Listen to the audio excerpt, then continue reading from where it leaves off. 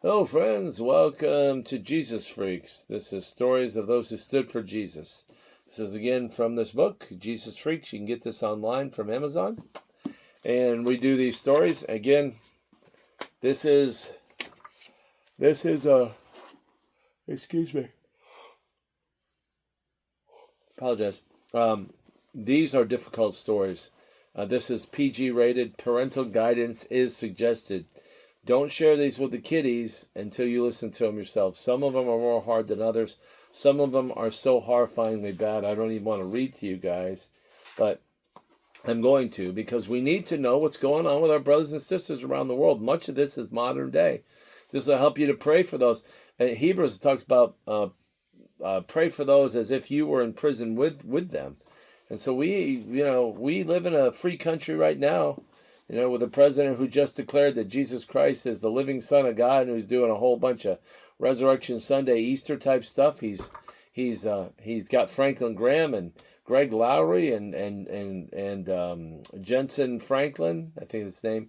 So he's making bold statements. He's pro-life, and so, but that could change on a dime. That could change on a dime, and so don't ever think. Excuse me. Sorry about that. I don't like anything on the wall behind me except my friends, the Chicken Sisters, Ernie and Bert. Anyway, so again, we need to stay focused and to be diligent in prayer for our brothers and sisters who are going through persecution and martyrdom around the world. More people in the 20th century were martyred than in all the previous centuries combined for Christ.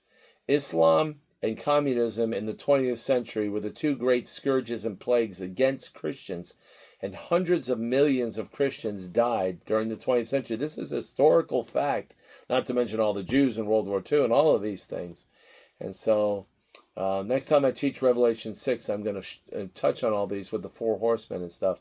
But we need to be aware of what's going on. Again, not let it bog our heart down. Don't violate. Let me get my Bible out. I always like to be instructive in these things. Okay, we never walk away from the Philippians 4:8 is where I live. And I say these things here to give you pause about your brothers and sisters, but not to crush you. We still have to continue on in Philippians 4:8. And I live in Philippians 4:8. And 4:8 and 9. Let me read this to you. So I want to balance all this hardness out.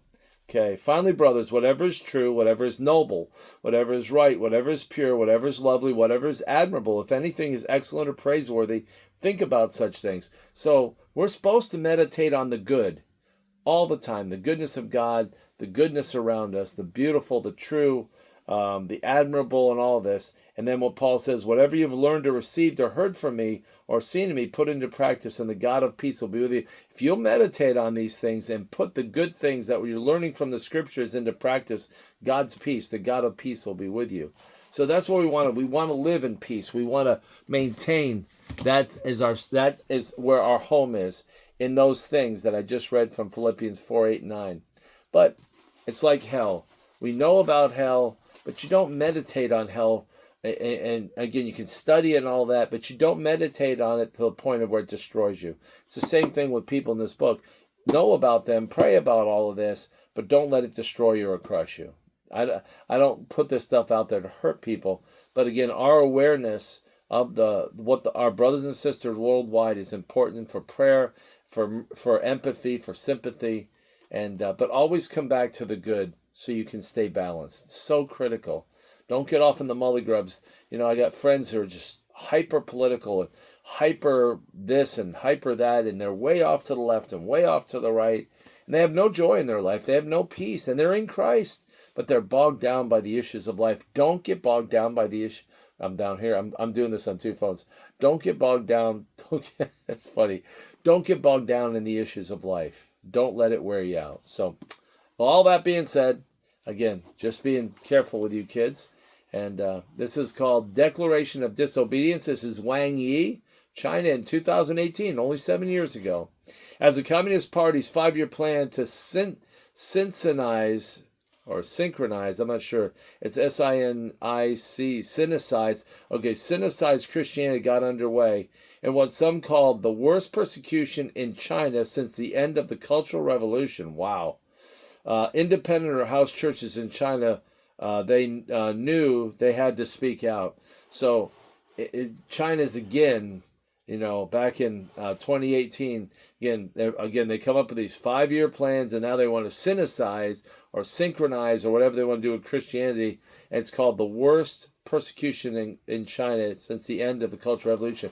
But I just heard something that pretty soon there'll be more Christians in China. There's 1.5 billion people, but there'll be more Christians in China than there are people in the United States, all people. Over 330 million people in this country. There's going to be more Christians in China soon that overtake that figure of 330 million. Isn't that incredible? China can't stop this. The communist government would have to kill everybody to stop this. Just kill them all. And then there'd be no country. So let's keep going here. So it was on September 1st, 2018, the Early Rain Covenant Church in Chengdu's leadership published a declaration for the sake of the Christian faith. It emphasized the supremacy of God, the authority and accuracy of the Bible, and the proper role of the church as its own entity independent of the state. That's bold what they did there. Let's read that again. Declaration for the sake of Christian faith. It emphasizes the supremacy of God, the authority and accuracy of the Bible, and the proper role of the church as its own entity, independent of the state. It concluded, for the sake of the gospel, we are prepared to bear all losses, even the loss of our freedom and our lives. That is awesome. These kids get it. Let's keep going. Early Rain's pastor, Wang Yi, was the first of 439 signatories, most of which were pastors of other independent churches as well. So this was September 1st. On December 9th, police raids shut down the Early Rain School, seminary, and all operations. Over the next 3 days, over 100 church members were arrested, including Pastor Wang Yi. A few days later, the pastor's declaration of faith, declaration of disobedience. So now the church, at first it was the declaration for the sake of the Christian faith. Now it's the pastor's declaration of faithful disobedience was published, which he had asked to be distributed if he were detained by authorities for more than 48 hours. So he first had the declaration for the sake of Christian faith. Now he had the declaration of faithful disobedience. He was faithfully disobedient to the government in China. So now this was being published. I firmly believe that Christ has called me to carry out this faithful disobedience through a life of service under this regime that opposes the gospel and persecutes the church. His declaration read, the goal of disobedience is not to change the world, but to testify about another world. Isn't that awesome? Amazing. Let's read that one more time. That is so good.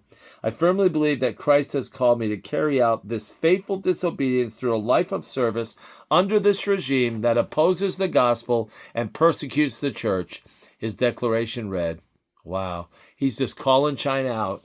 He's calling them out. He says, under this regime that opposes the gospel and persecutes the church, his declaration, the goal of disobedience is not to change the world, but to testify about another world. Pastor Wang Yi was given a 9-year sentence on December 30th, 2019 for his boldness and leadership of Early Rain, the longest sentence given to a house church pastor in more than a decade. So this guy right now, 2019, if he hasn't been paroled, he's going to be in prison at least till 2027. If he survives. 2028. Wow. Isn't that amazing? Wow. So he was willing to give up his freedom, and you never know if he'll make it out of prison alive. They could just kill him in prison. Let's keep going here. That's the end of the story. But then we always have let's see here. Okay. Probably possible. Okay. This, I don't know who this was written. This is just a commentary by the people who wrote the book. If God decides to use the persecution of this communist regime against the church to help more Chinese people to despair of their futures, Wang Yi wrote in his declaration, to lead them through a wilderness of spiritual disillusionment, and through this to make them know Jesus. If through this he continues discipling and building his church, then I am joyfully willing to submit to God's plans, for his plans are always benevolent and good. Listen to what he says again. If God decides to use the persecution of this communist regime against the church to help more Chinese people to despair of their futures, Wang Yi wrote in his declaration, to lead them through a wilderness of spiritual disillusionment, and through this make them know Jesus, if through this he continues discipling and building his church, then I am joyfully willing to submit to God's plans, for his plans are always benevolent and good. You see what he's saying right there? He's saying that God's allowing the Chinese church to go through a time of disillusionment and disappointment because it's going to draw them to Christ more. And ultimately, this is for the benevolent good of the body of Christ. Going through this time of trial, through this test. It's funny, I just did a poem called The Test from Haggai. And so this is, again, the Chinese church is being tested and tried to draw them closer to Christ, to shake off the bounds, anything that's hindering them from the world, to shake that off and to move forward with the Lord for their benevolent good. Man, good stuff. Jesus freaks have this kind of kingdom perspective. They do not fret, but see all circumstances, even difficult ones, as a part of God's redemptive plan for the people of the earth. Man, what a perspective. I long to have this perspective, long to have it. And here's a quote from Paul. And we know that God causes everything to work together for the good for those that love God or called according to his purpose for them. This is Romans 8:28, and that was Paul the Apostle beheaded in AD 65. Declaration of disobedience. There we go. All right, kids. On to our next chapter in the Bible. I hope you enjoyed this. And we appreciate you and we love you. And just trying to keep up what's going on with our brothers and sisters worldwide. Keep praying for them. Absolutely. Consider yourself as though you were in chains with them. Hebrews 11, I think, says that. Love you, love you. Can't get enough of you.